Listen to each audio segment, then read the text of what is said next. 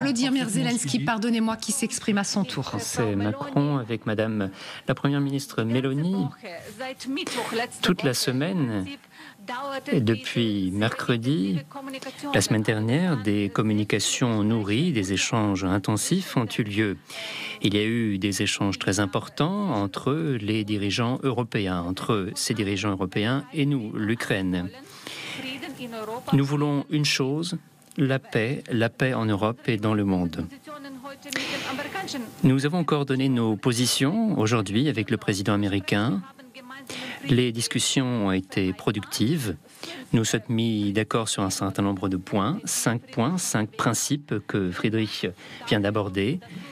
Et je t'en sais gré d'avoir joué un rôle de leadership important. Voilà un bon format de négociation. Tout ce qui touche à l'Ukraine doit être décidé par l'Ukraine. L'Ukraine doit être à la table de négociation. Il y aura une réunion bilatérale, certes.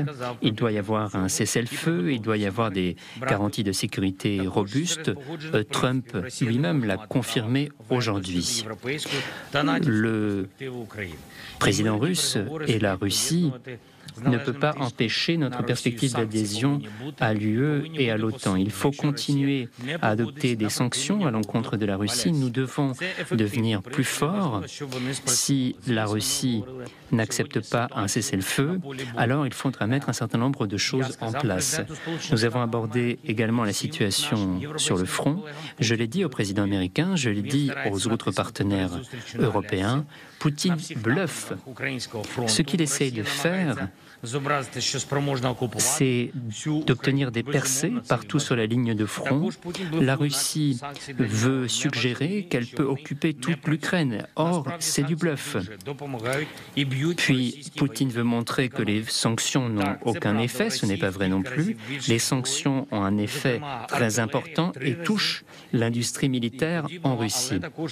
Bien sûr, la Russie a une industrie militaire puissante, mais la Russie fait face à des pertes importantes, 3 fois plus importantes que nous. Je l'ai dit à mes homologues et au président américain, Poutine ne veut pas la paix. Poutine veut nous occuper, veut occuper toute l'Ukraine, et nous l'avons bien compris. Poutine ne trompera personne. Ce qu'il nous faut, c'est de la pression et encore de la pression sur la Russie pour obtenir la paix. Des sanctions. Cette coalition des volontaires peut mettre un terme à la guerre avec Poutine. Nous avons parlé de la réunion en Alaska et nous espérons qu'il y aura un cessez-le-feu à l'issue de cette réunion et un cessez-le-feu immédiat. Monsieur Trump m'a proposé de m'appeler à la suite de cette réunion, que nous aurons une discussion sur le résultat, s'il y a des résultats, puis nous aborderons les points qui suivront. À présent, c'est le groupe de la coalition des volontaires qui va se retrouver. C'est notre objectif, c'est en ce sens que nous travaillons. Je remercie tout à chacun qui nous soutienne. Je remercie en particulier le chancelier allemand. Voilà pour la prise de parole de Volodymyr Zelensky à l'issue de cette réunion entre les dirigeants européens et Donald Trump. Claire Cambier, c'est pas tout à fait le même état d'esprit que du côté d'Emmanuel Macron quand même. Alors, un peu plus prudent le président ukrainien.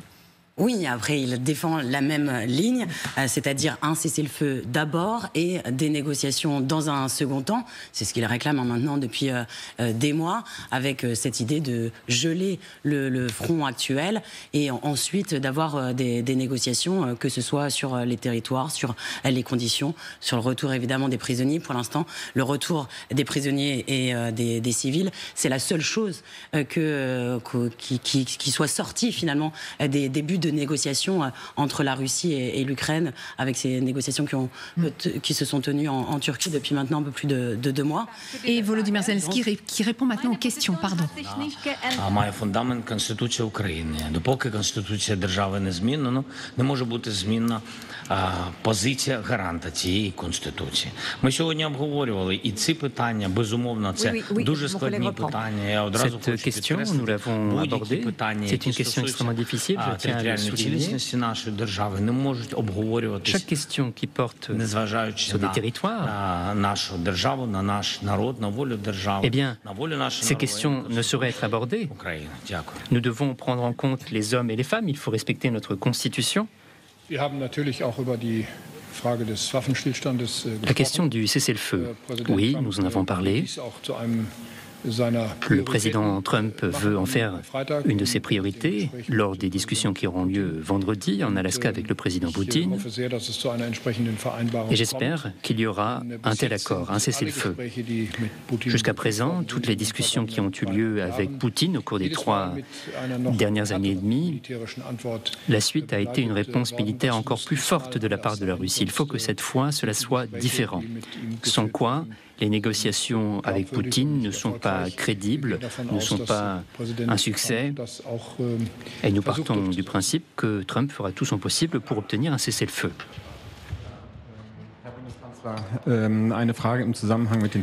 Une question liée aux garanties de sécurité. Est-ce que je vous ai bien compris, le président Trump a garanti qu'il y aurait ces fameuses garanties de sécurité pour l'Ukraine? Quelles seront-elles, ces garanties? Est-ce que les Européens sont prêts à y participer, notamment sur le plan militaire? Et une question au président Zelensky liée à l'échange des territoires. Sous quelles conditions seriez-vous prêt à aborder ces échanges de territoires avec le président Poutine? Et puis, vendredi prochain, qu'est-ce que c'est comme moment pour vous? Est-ce un moment historique ou c'est juste une réunion parmi tant d'autres? Nous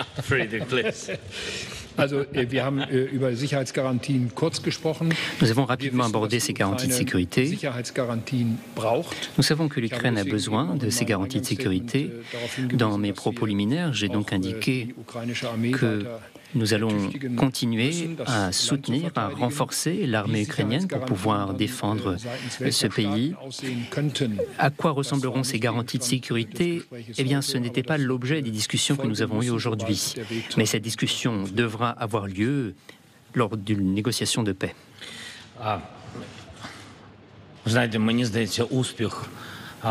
Eh bien, monsieur, vous savez, le succès d'une négociation dépend avant toute chose du résultat, de l'ambiance. Pour le moment, nous sommes unis. C'est une ambiance d'unité qui est très importante. Tous les partenaires parlent d'une même voix. Nous avons les mêmes principes, les mêmes objectifs, et c'est déjà un pas dans la bonne direction qui nous permet d'avancer. Vous avez posé une question sur la réunion de vendredi, si elle était historique ou non.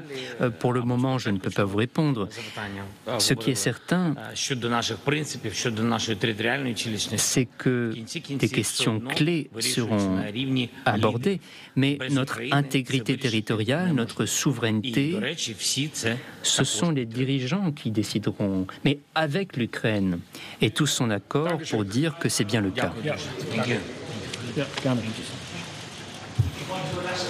Voilà, tout ce qui touche à l'Ukraine devra être discuté avec l'Ukraine, a répété Volodymyr Zelensky cet après-midi au président Donald Trump lors de cette réunion en visioconférence entre les Européens et le président américain. Vincent Hugeux, je le disais tout à l'heure, apparemment les 5 points que met en avant le président ukrainien, ce sont à peu près les mêmes que Emmanuel Macron, mais ce n'est pas tout à fait le même état d'esprit. Il est dans la nature des choses que lui affiche une plus grande gravité. C'est la destinée de sa patrie qui est en jeu et il en a conscience. On sent aussi dans les éléments de réponse qui sont apportés au détour de cette conférence de presse qu'il y a aussi chez lui un scepticisme méthodologique donc je partage parce qu'encore une fois, il est assez bien placé pour connaître la duplicité de la partie russe. En plus, bon, je vais prendre les 3 points qui viennent d'être abordés. Oui. Le cessez-le-feu. Est-ce qu'il s'agit de quoi? De figer les lignes de front? Mais bon, donc une cessation des bombardements, ce qui serait déjà un immense soulagement pour les civils, un arrêt des essaims de drones, des tirs de missiles, etc. Mais après, c'est encore une fois, et dans le meilleur des cas, je dis bien, dans le meilleur des cas, ce qui se jouera en Alaska vendredi, c'est le début de quelque chose, et non pas l'achèvement, certainement pas. Deuxième exemple, les fameuses garanties de sécurité. Oui. Vous avez entendu comme moi que le chancelier Friedrich Merz a glissé qu'on en avait parlé rapidement. Complètement. Ce qui veut dire qu'il n'y a pas eu véritablement d'échange substantiel là-dessus. Donc on n'a pas avancé, il n'y a pas eu d'engagement de Donald Trump à une implication concrète des États-Unis en la matière. Même si Emmanuel Macron le laissait entendre quand même. Voilà, mais d'où l'intérêt de comparer les deux lignes mélodiques. Et puis, quand j'entends parler d'échange de territoire, je suis désolé, mais j'en reste totalement pantois. Il ne s'agit pas d'échange de territoire, en tout cas vu de Moscou, il s'agit de cession de territoire. Quand on échange quoi contre quoi ? On échange des terres contre des valeurs, des principes et le droit international. Si l'Ukraine avait pu conserver l'oblast de Koursk, par exemple, même dans son intégralité, allons-y, il y aurait là matière à un troc. Mais on n'en est pas là du tout. Quand on regarde le dessin, et on l'a fait souvent, y compris sur ce plateau, des 3 oblasts de l'Est, on voit bien que pour au moins 2 d'entre eux, la Russie n'est pas parvenue, malgré les moyens colossaux qu'elle a engagés, à en conquérir l'intégralité. Donc il faudrait que par la diplomatie, on lui accorde, en violation absolue du droit international, ce que Moscou a été incapable de conquérir par les armes. Enfin, c'est une obscénité en termes de morale publique. Je veux dire. Donc voilà, c'est pour ça que vous voyez, tous ces concepts qui viennent presque maintenant banals, presque admis, ils renvoient quand même à l'essence d'un conflit et au fait que ce qui va se jouer dans 48 heures dans l'Arctique, c'est, me semble-t-il, la réhabilitation d'un criminel de guerre par l'homme le plus puissant du monde. Quoi qu'en dise Emmanuel Macron aujourd'hui, quelle que soit la bonne volonté dont a fait preuve aujourd'hui Donald Trump. Moi, vous savez, je suis un fidèle du principe de réalité.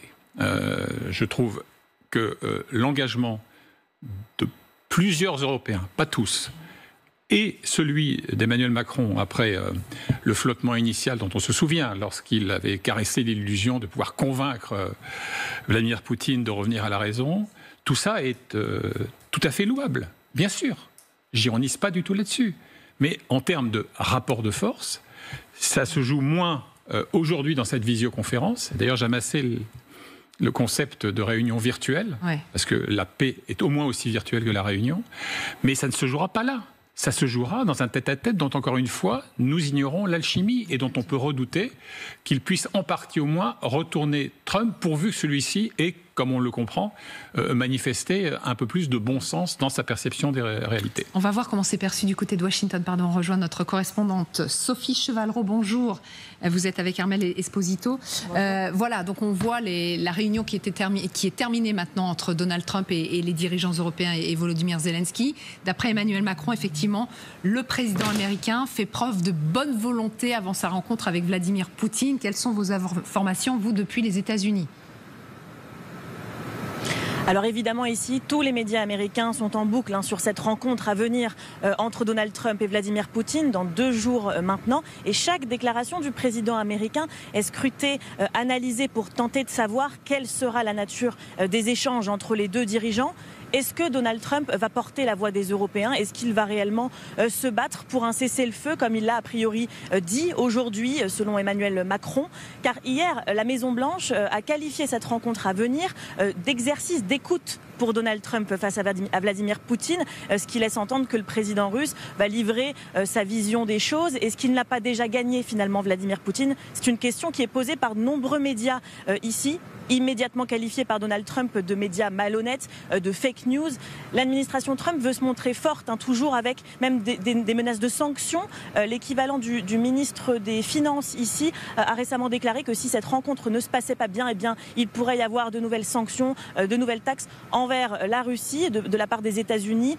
Je vous rappelle quand même que le dernier ultimatum qui a été lancé par Trump à Poutine a été levé et s'est transformé en une invitation du président russe ici aux États-Unis. Effectivement, merci beaucoup Sophie Chevalreau, donc en direct de Washington. L'analyse qui se poursuit avec nos invités qui nous ont rejoints, le colonel Michel Goya, bonjour. Bonjour. Consultant militaire LCI, Vera Grandseva, bonjour.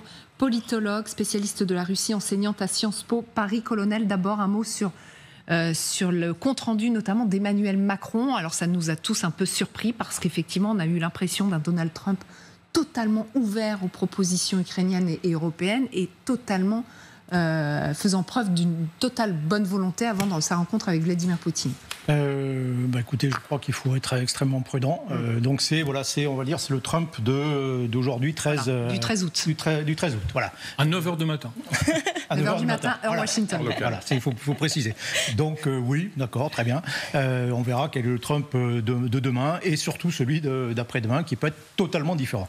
Donc c'est ça. Donc ça n'a aucune valeur ce qui s'est passé cet après-midi? Non, on ne peut pas dire ça. C'est-à-dire que, en gros, c'est un exercice d'existence, hein, ce qu'ont fait les Européens, là, de montrer, voilà, on est là. On est là, ne nous oubliez pas, on est là. On est toujours, et c'est bon de le rappeler, toujours en soutien de l'Ukraine. Il est toujours bon de rappeler que ce qui concerne l'Ukraine, c'est quand même un peu aux Ukrainiens de le décider en premier lieu. Donc on est sur une position un peu de principe. On est dans le paysage, on se monte dans le paysage. Prêt à, on mesure 2. Maintenant, en fait, pour le reste, c'est la grande inconnue, quoi. Il faut être clair, hein, du fait, on l'a évoqué, de l'inconstance de Donald Trump, du fait, en réalité, que tout le monde craint la faiblesse en réalité de Donald Trump face à Vladimir Poutine. Globalement, tout le monde estime que devrait sortir de cette réunion arctique, glaciale, en gros, une retranscription des propositions, des demandes, des exigences russes qui seront présentées, emballées comme plan de paix. Bon, alors, propositions qui, forcément, dans un deuxième temps, seront considérées comme inacceptables par les Ukrainiens, et logiquement, normalement. Alors, on rappelle, si jamais, effectivement, Donald Trump disait à Vladimir Poutine ce qu'il a dit aujourd'hui, ce serait ceci. Je veux un cessez-le-feu total. Je veux des échanges de prisonniers, de la libération des enfants ukrainiens sur le sol russe. Je veux qu'on évoque les questions territoriales que si Volodymyr Zelensky est présent. Je veux parler des garanties de sécurité. Je suis prêt à engager les États-Unis pour garantir la sécurité de l'Ukraine. Et j'exige que vous, Monsieur Vladimir Poutine, vous acceptiez une trilatérale avec moi et Volodymyr Zelensky. Ça va se passer comment, d'après vous, avec le président russe, si jamais le président américain tient ces propos-là? Ça va être pas facile. Bien sûr, les négociations avec cette configuration, parce qu'effectivement, pour Poutine, accepter en telle attitude, je dirais, c'est assez humiliant. Donc déjà, elle doit se rendre sur le territoire américain. C'est déjà quand même une concession. On se rappelle qu'au début, il s'agissait d'une rencontre sur le territoire neutre. Finalement, c'était Alaska qui était choisi. D'ailleurs, on peut discuter aussi pourquoi. Voilà. Mais quand même, c'est pas du tout l'idée qu'il y a deux leaders qui se rencontrent sur le territoire neutre. Le concept a changé. Et d'ailleurs, CNN hier a aussi révélé que c'était à la demande du président russe quand même que cette rencontre a été organisée. Donc c'était quand même l'initiative russe. Après se rendre aux États-Unis et être face à un président américain qui fait la pression sur lui et montre en fait, il montre sa position comme la position du faible. Est-ce que ça va tourner Poutine vers les négociations? On sait que Poutine maintenant, depuis déjà des années, il est dans la logique d'escalade. Donc il n'est pas dans la logique de la paix ni des négociations. Il est dans la logique de la victoire. Pour lui, les négociations, c'est pas pour faire la paix, c'est pour obtenir la victoire. Et la pression, pareil, à mon avis, ça peut fonctionner dans le sens que Poutine verra que du côté de l'Occident, déjà, il y a une position unie et il y a la possibilité de continuer de faire la pression sur la Russie. En même temps, ça va pas apporter un résultat immédiat quand Poutine va céder devant Trump et va dire oui, bien sûr, faisons comme vous dites parce que c'est le meilleur moyen pour obtenir la paix en Ukraine. Ouais. Gilles Miraeli. Oui, alors le problème avec Trump et Poutine, c'est un petit peu comme dans la logique de la dissuasion nucléaire. Il ne suffit pas d'avoir des armes nucléaires, il faut que votre adversaire soit convaincu que dans certaines circonstances, vous serez prêt à les utiliser. Alors, l'équivalent d'un terme diplomatique, l'arme nucléaire, c'est les États-Unis qui disent à la Russie: de toute façon, jamais on va lâcher les Ukrainiens. Les Ukrainiens auront toujours en capitale une armée, une souveraineté et un port sur la mer Noire. Ça a de la gueule. Et face à ça, Poutine aurait pu dire écoutez, quelle est la marge de manœuvre? Sauf que, comme quelqu'un qui c'est Trump lui-même qui l'a fait avec l'article 5 de l'OTAN, c'est lui qui a introduit les doutes chez son adversaire. Poutine, aujourd'hui, est convaincu qu'avec un peu d'habileté, les Américains vont lâcher les Ukrainiens. Donc, c'est avec quoi l'Occident aurait pu peser pour avoir un accord équilibré. Trump a jeté à la poubelle il y a déjà longtemps. Est-ce que d'ici vendredi, il peut convaincre Poutine que s'il insiste, les États-Unis vont s'engager à ne pas lâcher l'Ukraine? Je ne pense pas. Et de toute façon, je pense que Poutine est convaincu que les Américains vont lâcher l'Ukraine et que l'Ukraine va tomber dans son sein comme un pomme mûre. Voilà. Et ça, c'est le point fondamental. Tout le reste, ce sont des détails. Les États-Unis, c'est inéluctable, lâcheront l'Ukraine? Non. D'après vous? C'est ce que Poutine, en fait, c'est Poutine qui le pense. Poutine, à mon avis, est convaincu, il mettrait sa main dans le feu, que c'est juste une question de temps et de quelques manœuvres de plus. Donald Trump lui donne quelques gages dans ce sens quand même. Bah oui. Revenons, si vous voulez bien Magali, à votre scénario. Imaginons effectivement que Donald Trump, avec la fermeté que vous envisagiez tout à l'heure, énonce les 5 principes cardinaux et avec une fermeté qui ne soit pas ambiguë. Il n'est pas exclu que Poutine lui laisse l'illusion qu'il avalise tout ou partie de ses exigences. Mais rien ne se joue à ce moment-là. Ce que Trump ignore sans doute, mais ce que nous savons nous, et ce que les Ukrainiens savent bien encore mieux que nous, c'est que toutes les promesses qui ont été formulées en matière de sécurité, de respect de l'intégrité territoriale par la Russie ont été foulées aux pieds. Je prends juste 3 exemples très rapides. Vous avez eu un traité d'amitié en 1997 qui comprenait l'inviolabilité des frontières. Bon, on sait ce qu'il en est. Vous aviez eu en 1994 les memoranda de Budapest avec l'Ukraine, la Biélorussie et le Kazakhstan, même chose. Le respect de l'intégrité territoriale en était un pilier. Et puis vous avez les fameux accords de Minsk. Récemment, Vladislav Surkov, qui est un peu l'architecte ou l'un des architectes de la stratégie russe vis-à-vis de l'Ukraine, a admis, mais dans une occasion publique, sur une chaîne Telegram, a admis que jamais, au grand jamais, le Kremlin n'avait envisagé de respecter les accords de Minsk II. Donc, quel crédit accorder à ce genre de promesses? Et puis, un petit détour par l'histoire quand même.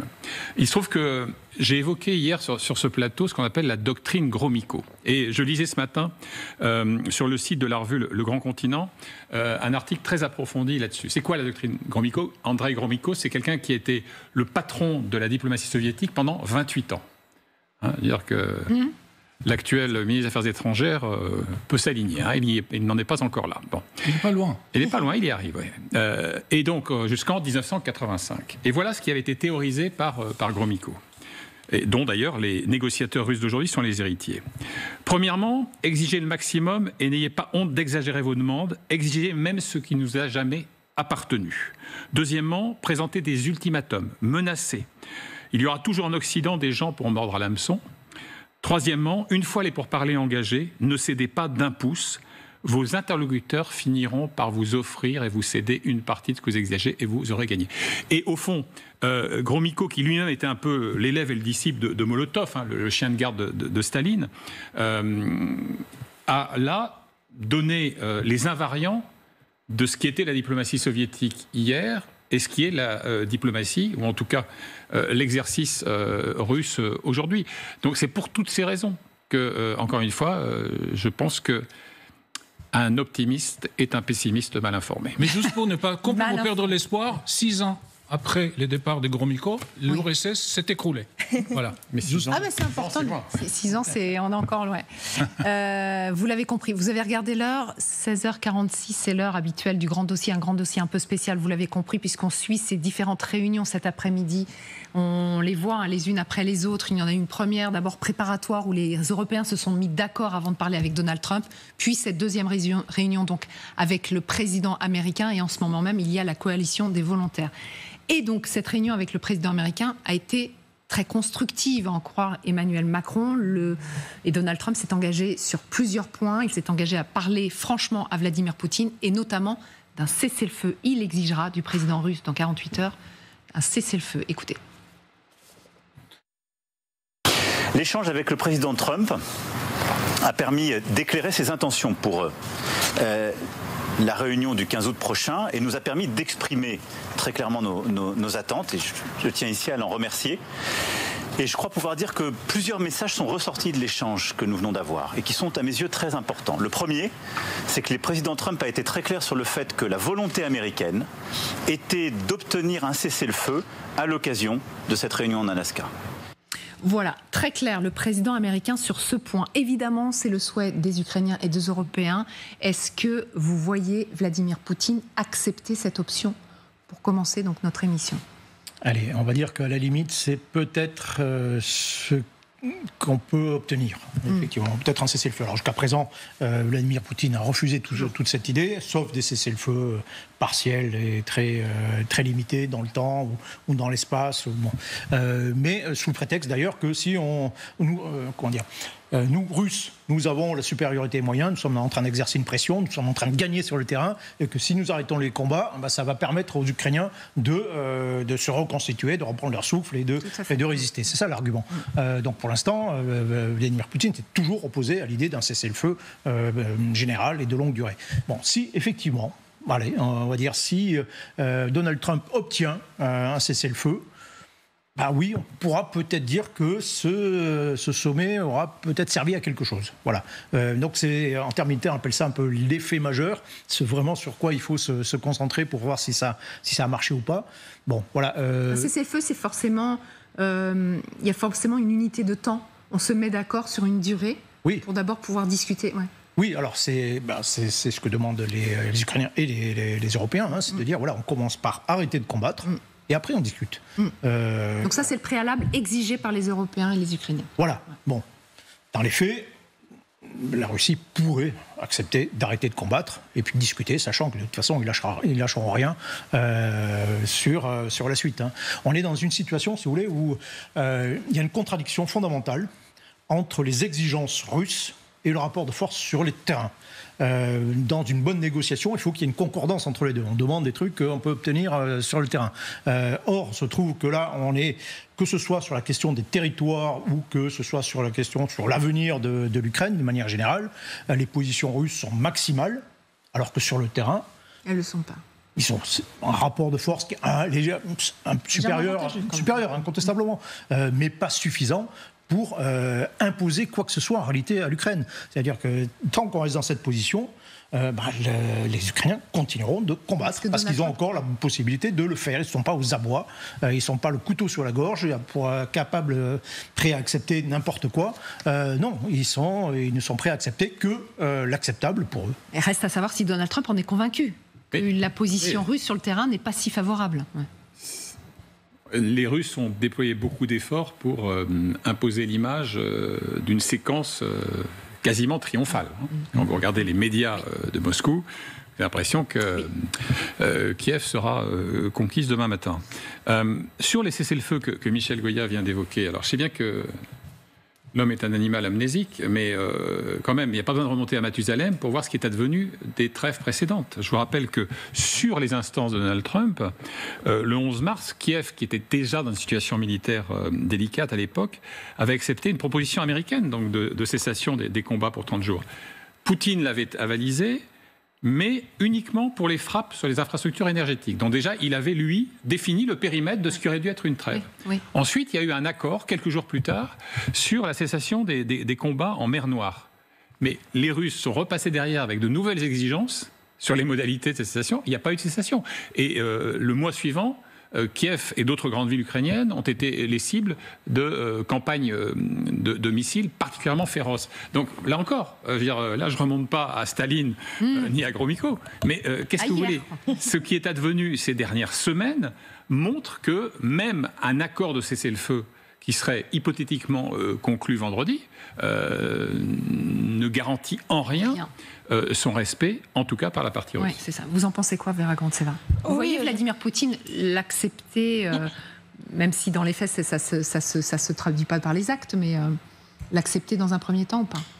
Je partage l'analyse qui dit que Poutine peut faire semblant d'accepter en jouant avec les mots, effectivement, en commençant à dire que oui, c'est le feu entre les drones ou entre les missiles ou entre sur les sites énergétiques. Donc il va jouer avec les paroles pour montrer à Trump quand même qu'il veut trouver un accord, parce qu'il doit quand même imiter cette tentative, mais néanmoins sans céder finalement ses intérêts. Parce qu'effectivement, si on voit sur le terrain aujourd'hui, il y a l'avancée du côté du Kremlin, même si c'est pas glorieux, c'est pas quelque chose de très fort et très vraiment rapide. Néanmoins, ils avancent et Poutine met vraiment un paquet de désarmement de tous les efforts dans le Donbass, parce qu'apparemment il en reste autour de 25-30% de Donbass à conquérir pour déclarer la victoire, que le Donbass est sauvé, etc. C'est au nom quand même de Donbass que cette guerre a été commencée. Oui. Donc cesser le feu sur le terrain, pour lui, à mon avis, ça va être quand même très compliqué, parce que je lis aussi les 1000 blogueurs russes